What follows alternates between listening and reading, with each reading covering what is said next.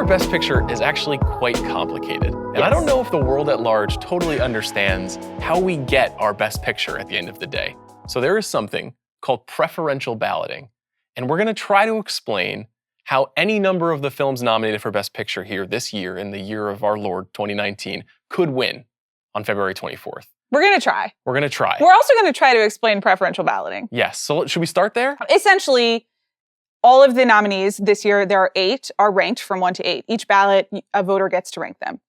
And if one film gets 50% of the vote, it's done. Winner. Winner. We've chosen a winner. If not, the film with the lowest number of first place votes is eliminated. And on each ballot, the second place voter slides up. There we go. That's mostly makes sense, That's essentially the broad concept of preferential balloting. Yeah. Now, as you go through the thing, particularly if the votes are dispersed widely and several films have fewer than 30%, what you have here is a lot of films pulling second, third, even fourth place votes in some cases, sliding up to go to a new film. This is fairly complex. And in a year like this, exactly, I find it to be fascinating where we sit because in the various guilds, and we'll talk through some of this, number of different films have been rewarded. And so we don't really know what's going to win. So how do we arrive at our Best Picture this year? So let's start with Vice. And I'm suggesting starting with Vice because I think it's the least likely to win. I agree. Which probably means it's going to win, and that's fine. Everything that we say here today is just going to guarantee that the other thing happens, but, you know, just join us in the conspiracy zone. Please don't turn this video off now. Okay, so how Vice could win. It's pretty well nominated. So typically, when a film is nominated across the board, that suggests a kind of across the board respect from actors and the technicians and the directors. People are thinking about the movie. People are thinking about all aspects of the movie. Broad support is what we call it. Yes. And then the other thing here is that typically at the Oscars, people like a timely film. People like something that feels relevant. There is a group of voters who are like, well, my vote means something, and this is what I'm going to say about the state of America right now via my vote. Typically, that goes quite wrong.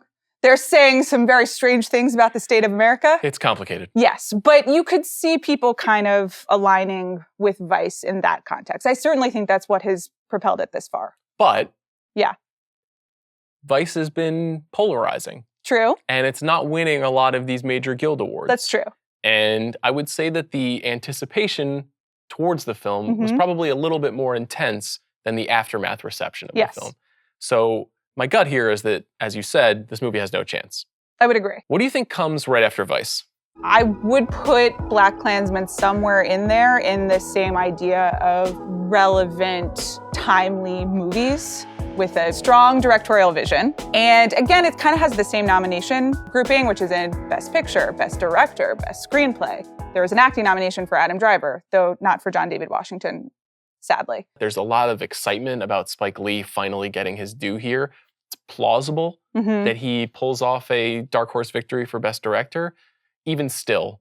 Yes, I think it probably wouldn't extend. The excitement is about Spike. After BlacKkKlansman, probably as A Star Is Born, sadly. Yeah.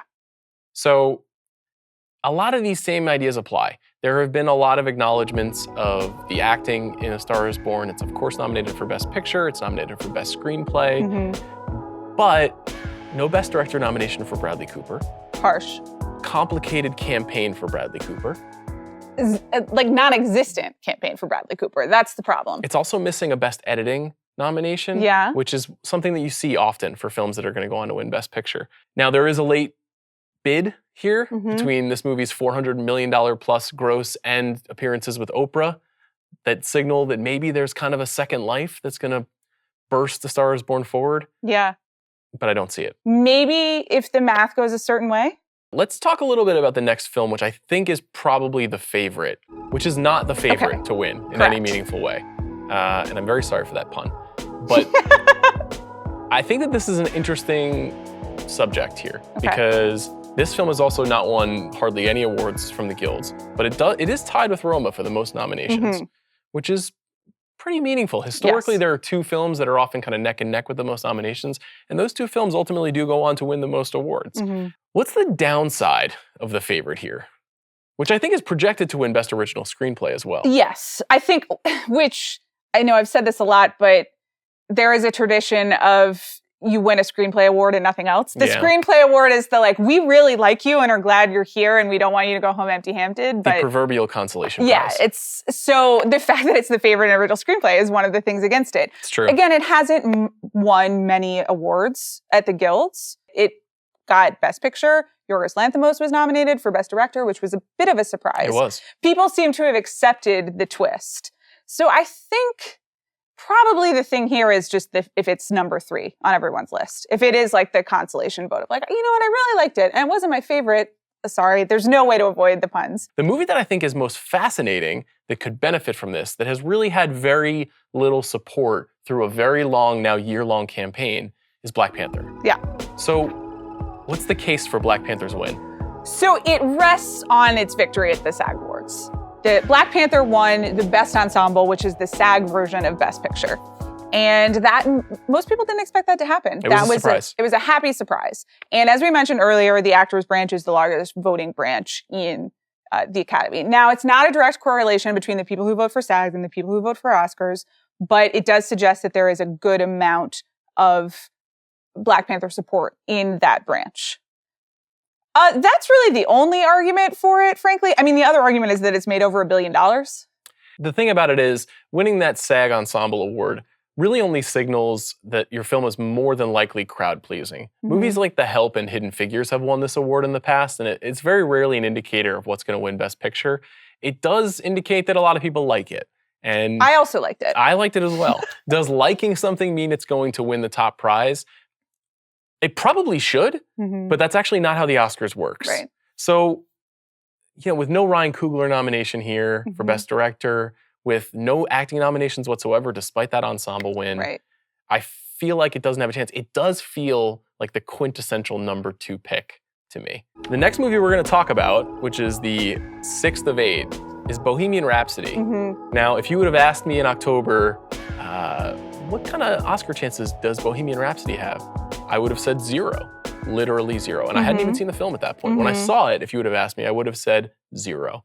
If you would have asked me in December, I would have said 0. And then I saw the Golden Globes, where it won Best Drama, and things began to change. Now, obviously, this movie is stoked by controversy. It is surrounded by difficult subjects, from the complications of its original director, Bryan Singer, to some of the details around what the film did and did not get right about the life of Freddie Mercury, and also the life of the band Queen. To the lacking quality of the filmmaking itself? It's also, yes, at times it appears to be quite shoddily made.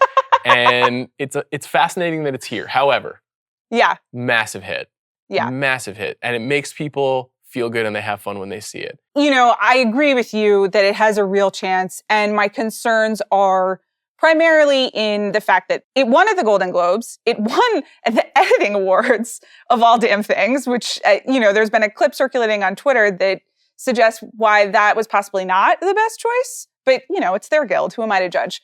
It's been nominated across the board, and it is that crowd-pleasing favorite. I don't think as many people are as online as we are and are as aware of the Bryan Singer allegations and all of the controversy that is surrounding it.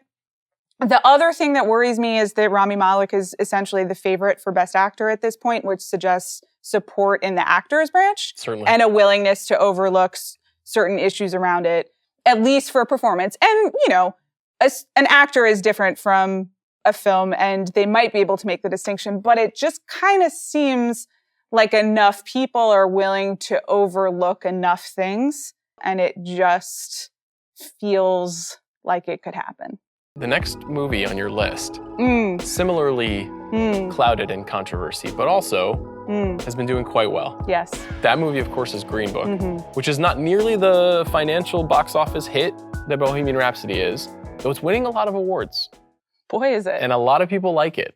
And it's certainly tapping a historical vein. This movie essentially arrived in the consciousness of those who follow movies closely at the Toronto International Film Festival, where it won the Audience Award. So what that tells us is people who work inside the film industry, who see a lot of movies and go to film festivals, dig this movie. The conversation around Green Book has unfortunately spawned a backlash to the backlash among a certain set of voters. So there is a certain set of voters, and we know this because they're giving anonymous interviews to places like the Daily Beast and the Hollywood Reporter. But there is a set of voters who is like, how dare you attack this nice movie? And I'm going to vote for it. And so I think that there is a dedicated group of people who are going to put this at number 1 and number 2. The case for it winning is it has like 20% or even like 30% starting, and there are enough people who have it in 3 and 4 that it slides up to 50%. This brings us to the odds-on favorite. Yes. Which I find to be a fascinating odds-on favorite for all of the reasons we've just used to explicate the other 7 films that are nominated. Roma is probably the biggest unknown in Oscar history, primarily because it's a Netflix movie. And we don't yet totally know what the Academy's relationship is to Netflix. We know that it loves Alfonso Cuarón, who directed the movie. He's already won Best Director in the past for Gravity. So this is a true blue auteur that Hollywood loves. Roma is, in some respects, a lot like a Best Picture winner, and in others, not at all. Yeah. It's black and white and it's a foreign film. Foreign films never won Best Picture. In the history of the Oscars, we've done 90 of these. Never had a foreign film. There's a lot of world cinema. So that's a fascinating thing to note. It's a large number of nominations for a film of its kind, and that feels notable to me. What else do you think is pushing towards the Roma favorite? Well, Cuarón is as close as we have to a lock, as I said, in Best Director. And those categories don't always go together, but they often go together. And I think, as you mentioned, the level of Cuarón's involvement in this movie suggests, I mean, if you're not thinking of them together, then you're really not thinking, which, you know, many Academy voters don't. But I do think that, like, the certainty of him in Best Director means that people are thinking as much about the technical aspects of the film and its achievement, which means that hopefully you'll get a lot of the kind of technical voters, the sound editors, the sound mixers, who are a considerable number of voters, actually. And then that it also got nominations for both Yalitza Aparicio and Marina de Tavera, which wasn't totally expected. No. But that proves that the actors are thinking about it as well. So it feels like a lot of number 2s will come in here. Yeah. And I think that that's actually what's potentially holding it back rather than pushing it forward. Yeah. Because if a movie like Green Book somehow garners 43% of the vote on the first turn, Roma having a lot of number 2s isn't necessarily going to be helpful. Right. And it's unclear what's going to happen. Yeah. The betting markets are usually right. And I do think just the number of nominations across all categories suggests that Roma can get there first. And I think it will be Roma, but I did this last year with Get Out and then something else won. So it could also be Bohemian Rhapsody. Well, I'm glad we spent all this time on it. I look forward to Vice's win as Best Picture. Thanks so much, Amanda. Thank you.